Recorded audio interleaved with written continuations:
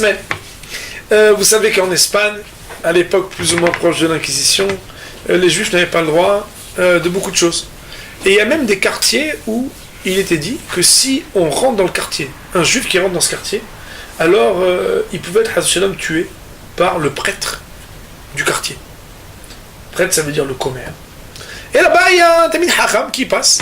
Et puis, il ne savait pas que c'était interdit ce quartier. Il ne connaissait pas cette espèce de couvre-feu d'interdit. Et il rentre. Et là-bas, le commère le fait attraper. Donc le prêtre le fait attraper. Et il veut le tuer, mais il voit que c'est son sosie. Il a le même nez, les mêmes yeux, la même tête. Un juif qui le ressemble, craché comme 2 gouttes d'eau. Il était gêné, il ne sait pas pourquoi de le tuer. Il s'est dit, c'est la même tête que moi, mais qu'est-ce que je vais tuer ce juif? On va le mettre dans une prison, on va le laisser là-bas. Et là-bas, tous les jours, il lui amène à manger et à boire, un peu de pain et un petit peu d'eau, et il l'amène à manger. Et là-bas, l'apifiore, le pape, décide de vérifier s'il est bien et l'argent investi pour ce clergé très hachouv, très important, est justifié ou non. Ici, tout cela, ils font les hachamim et nous disent qu'ils sont des savants. Je vais faire un petit mifhan, un petit contrôle. On va réunir tous les prêtres et on va voir qu'est-ce qu'ils sont capables de comprendre. Alors il se dit, on va faire un mifhan, on va faire un contrôle, on va voir qu'est-ce qu'ils savent. Il réunit tous les prêtres et il leur dit, messieurs, on va dire bon, il va à Botaï, mais il leur dit, messieurs, voilà, vous savez qu'on investit beaucoup d'argent pour vous, vous avez beaucoup d'avantages par rapport au peuple. Je voudrais voir si tout ça c'est justifié. Je vais poser 3 questions.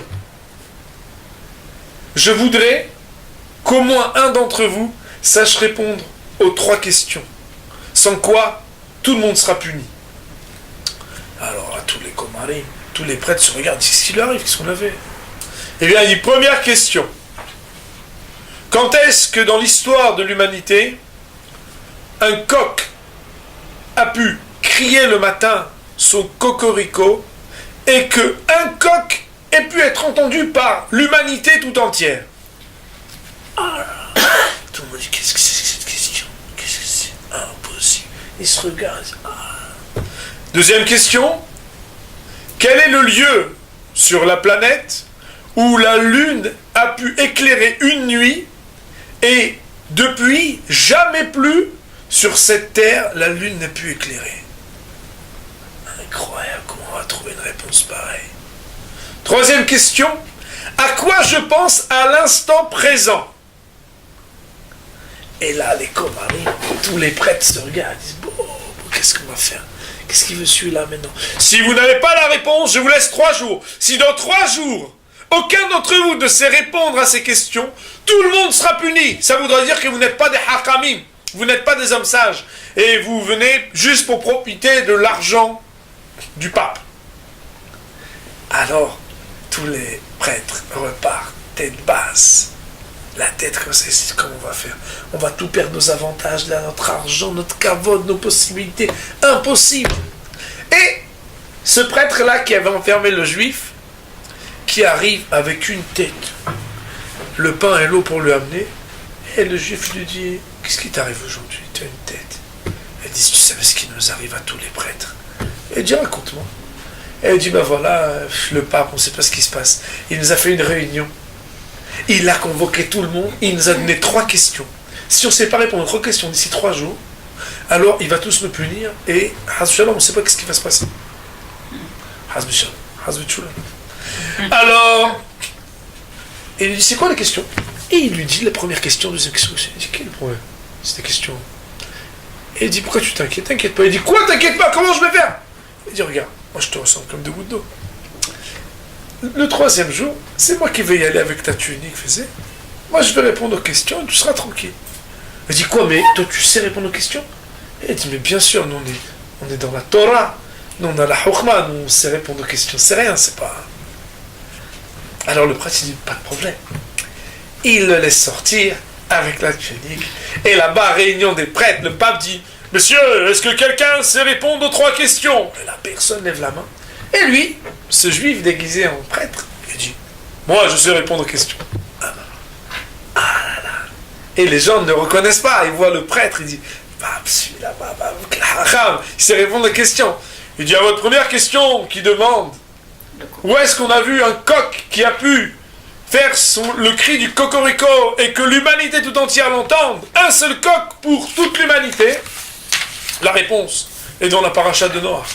Voici que quand Noé est sorti de l'arche, après que le monde était renversé, il n'y avait autour de lui que ceux qui étaient dans l'arche de Noé. Aussi, lorsque le coq a crié à la sortie de l'arche de Noé, l'humanité entière, c'est-à-dire ceux qui étaient autour de Noé, tout le monde a entendu ce coq sonner. Ah, le pape dit. Très bonne réponse. C'est la réponse que j'attendais. À la deuxième question que vous avez posée, où est-ce que sur la planète, il y a un espace sur lequel la Lune a pu éclairer qu'une nuit et jamais plus? La réponse se trouve aussi dans la Torah. Lorsque les Bnei Israël ont traversé la mer des Joncs, la mer s'est ouverte, c'était en pleine nuit. Là-bas, la Lune éclairait. Elle éclairait sur cette terre sèche sur laquelle les Bnei Israël passèrent. Mais dès que la mer s'est refermée, à jamais, plus jamais la Lune n'a pu éclairer sur cette terre. Aïe, aïe, aïe, le pape dit, quelle connaissance, quelle chokhma. Et lui dit à la troisième question, vous m'avez demandé à quoi vous pensez à cet instant présent. C'est un peu difficile de répondre à cette question. Il n'y a que Akadosh Baruch Hu, Bohen Levavot, qui sait ce qui se passe dans les cœurs. Mais je peux vous dire une seule chose. C'est que vous êtes certain, à l'instant présent, que je suis un prêtre et que je réponds à vos questions. Et il lui dit, et alors? Et il dit, mais je ne suis pas un prêtre. Et je réponds quand même à vos questions. Il dit, comment? Mais qui vous êtes? Et il dit, je suis un juif. Et c'est pour ça que j'ai cette chokhma. C'est la chokhma de la Torah. Il dit, mais comment alors? Vous êtes là, qui vous êtes? Vous ressemblez? Il dit, je vais vous raconter l'histoire. Et là, il lui raconte qu'il a été pris par ce commère qui voulait le tuer. Mais quand il a vu qu'il avait le même visage, il dit, je ne vais pas le tuer, il a le même visage que moi. Après, il est venu me voir, il m'a raconté l'histoire. Il dit, comment c'est possible? Il a dit, écoutez, pour ce que vous avez pu répondre et honorer les attentes de mes questions, je vais vous gracier et vous relâcher.